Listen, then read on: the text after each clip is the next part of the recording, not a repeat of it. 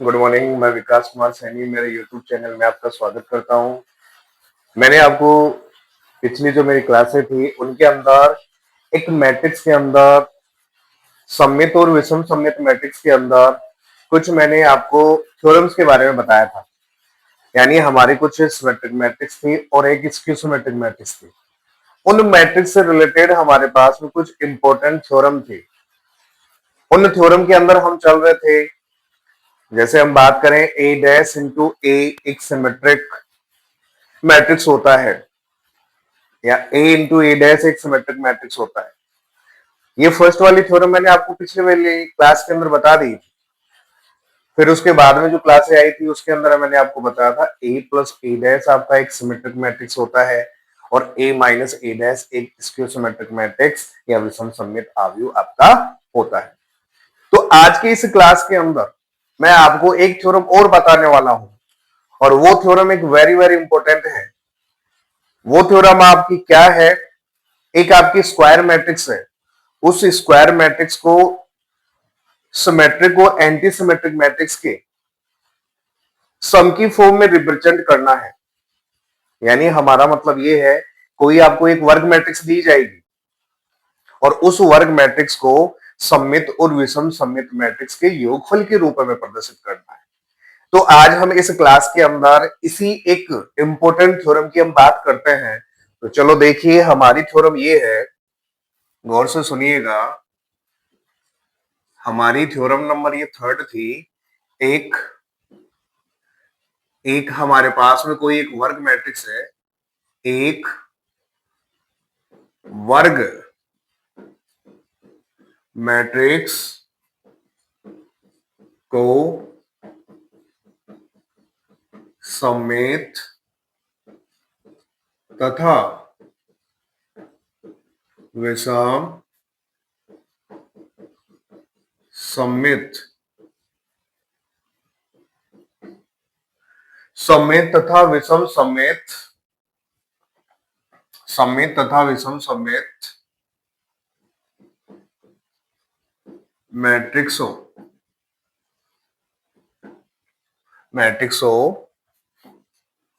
की योगफल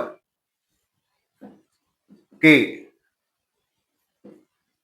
रूप में व्यक्त करना। यानी आज हमारे इस क्लास का जो हेडिंग है, हमारे पास में एक सिमेट्रिक मैट्रिक्स और एक स्क्यू सिमेट्रिक मैट्रिक्स। यानी कोई भी एक हमारे पास में किसी भी ऑर्डर की एक वर्ग मैट्रिक्स होगी।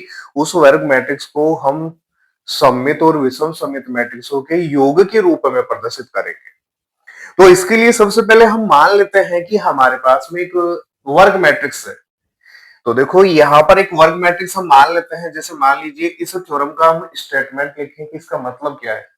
तो हम मान लेते हैं कि हमारे पास में एक स्क्वायर मैट्रिक्स है, एक वर्ग मैट्रिक्स है।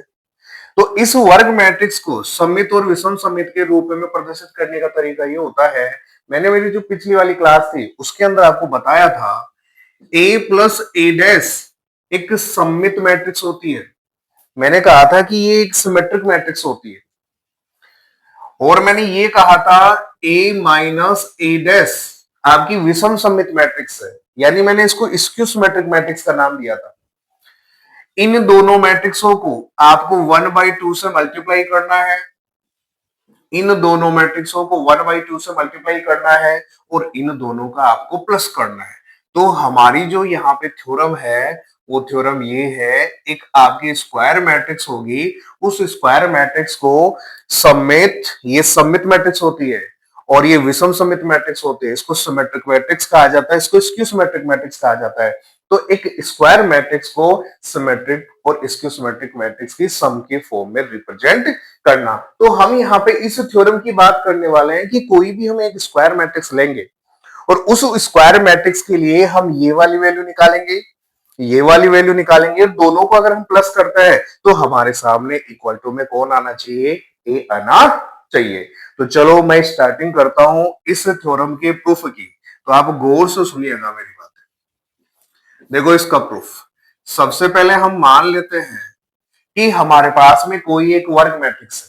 तो मान लीजिए हमारे पास में एक मैट्रिक्स ए है, मैंने लिखा है यहाँ पे 3 2 4 1। अगर हम इसके ऑर्डर की बात करेंगे तो ऑर्डर क्या होगा इसका 2 इंटू 2। इस मैट्रिक्स के हम ए डैश की बात करते हैं, इस मैट्रिक्स का ए डैश हम यहाँ पे निकालते हैं। देखो अगर इस मैट्रिक्स का हम ए डैश यहाँ पे निकालते हैं तो देखो ए डैश का मान क्या आएगा, ए डैश का मतलब होता है इसका ट्रांसपोज लेना। तो इसका परिवर्त अगर निकालेंगे तो देखो क्या बनेगा, इस रो को कॉलम बनाना है तो ये बनेगा 3 2 4 और 1। अगर हम ऑर्डर की बात करते हैं तो ऑर्डर तो वही रहेगा आपका 2 इंटू 2। अब सबसे पहले हमें इसकी वैल्यू निकालनी है। तो देखो हम निकालते हैं यहाँ पे a प्लस ए डैश। ए की वैल्यू देखो क्या थी 3 4 2 1 प्लस ए डैश का मान यहां से रखिएगा 3 2 4 और 1। इन दोनों को हम प्लस करते हैं। पहले देखो अगर हम a प्लस ए डैश को प्लस करते हैं तो देखो क्या बनता है 3 प्लस 3 6, 3 को 3 से प्लस किया 6, 2 प्लस 4 6, 4 प्लस 2 6 और 1 प्लस 1, ये आपका क्या बन गया 2 बन गया। तो हमारे पास में a प्लस ए डैश का मान आ गया 6 6 6 और 2। अब हमें देखो यहाँ पे क्या करना है, इसको 1/2 से मल्टीप्लाई करना है। तो हम यहाँ पे 1/2 से मल्टीप्लाई करते हैं इसको। तो a plus A dash is equal to ये 1/2 इधर भी लग गया। तो हमारे पास में देखो क्या बनेगा 6 6 6 और 2। अब आपको पता है ये कांस्टेंट मान हो गया कोई भी, यानी कोई एक अचर मान हो गया जिसको स्केलर बोल देते हैं। अब ये 1/2 इससे मल्टीप्लाई होगा। अगर 1/2 को हम इससे मल्टीप्लाई करते हैं तो देखिए इधर हम इसका मान लिख देते हैं।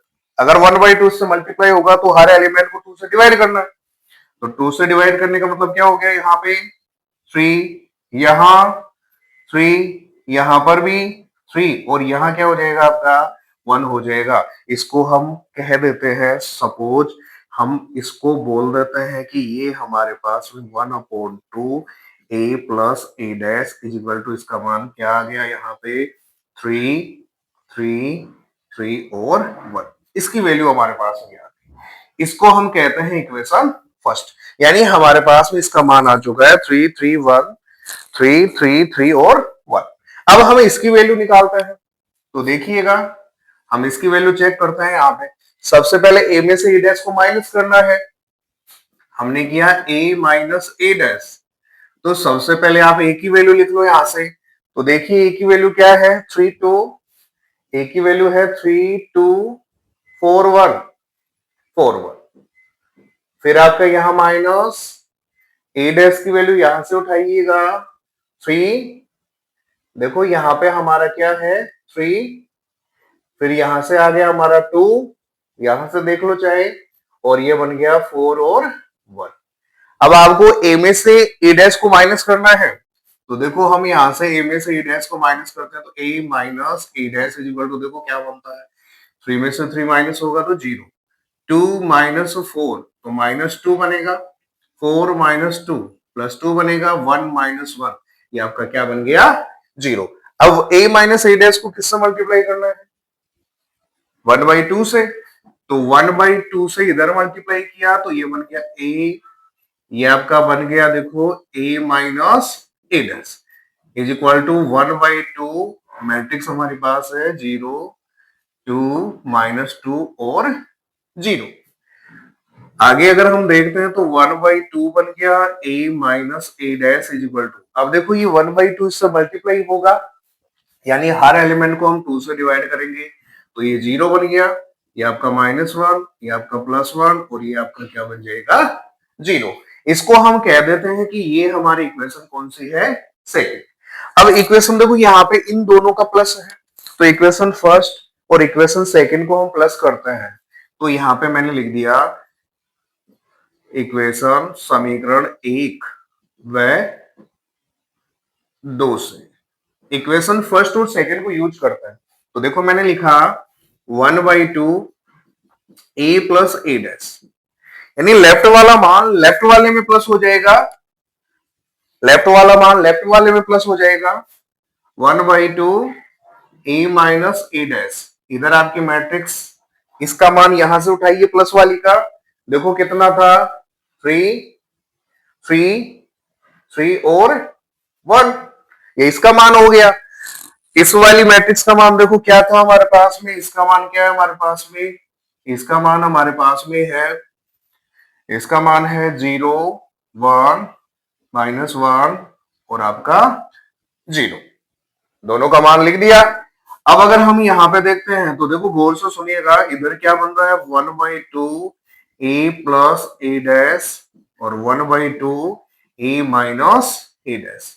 अब आप खुद समझदार हो, अगर इन दोनों मैट्रिक्सों को प्लस करेंगे तो देखिएगा क्या आता है हमारे पास में, 3 प्लस 0, ये आपका 3 बन गया, 3 प्लस -1, अगर 3 के अंदर से आपका -1 होता है, देखो यहाँ पे कितना है 3, इसमें -1 होगा तो कितना बनेगा, प्लस का 2 और 3 प्लस 1, ये 4 बन गया, 1 प्लस 0, ये आपका क्या बन गया, +1 बन गया।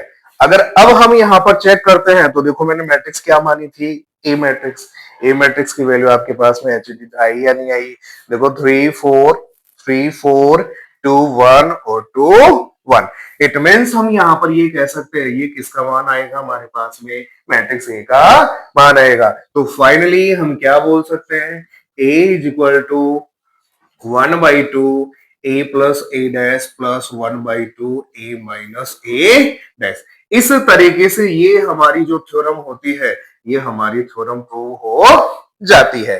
तो अगर आपके पास में कोई सिमेट्रिक मैट्रिक्स और इसकी सिमेट्रिक मैट्रिक्स का आपको प्लस करना हो, यानी एक वर्ग मैट्रिक्स आपको दी जाएगी इस थ्योरम के लिए और आपको ये कहेगा इस वर्ग मैट्रिक्स को आप सिमेट्रिक और एंटी सिमेट्रिक मैट्रिक्स के सम की फॉर्म में रिप्रेजेंट करो, यानी उस वर्ग मैट्रिक्स को आपको सममित और विषम सममित मैट्रिक्सों के योग के रूप में प्रदर्शित करना है। तो आपको इस थ्योरम को प्रूव करना होगा और ये एक इंपॉर्टेंट थ्योरम है जो बोर्ड एग्जाम में कई बार पूछ ली जाती है। तो आपको मैट्रिक्स ए का मान दिया जाएगा, मैट्रिक्स ए का मान देने के बाद में आपको ये वाली वैल्यू निकालनी है, आपको ये वाली वैल्यू निकालनी है, ये दोनों वैल्यू निकालने के बाद में इनका प्लस करना है। जब आप प्लस करोगे तो इक्वल टू में कौन आने वाला है, आपका ए आ जाएगा। तो इस तरीके से इस थ्योरम को प्रूव करके हम देख सकते हैं।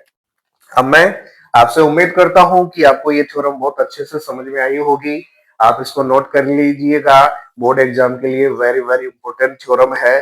अब आने वाली जो मेरी क्लास होगी उस क्लास के अंदर मैं आपको एक्सरसाइज 3.3 करवाने वाला हूं। तो इस एक्सरसाइज का सॉल्यूशन आप बिल्कुल यहाँ पर मेरी क्लास के अंदर देखने के लिए मेरे चैनल को सब्सक्राइब कीजिए ताकि आपको इसका पूरा सॉल्यूशन यहाँ पर मिल जाए। तब तक मेरे चैनल की तरफ से और मेरी ओर से आप सभी को धन्यवाद।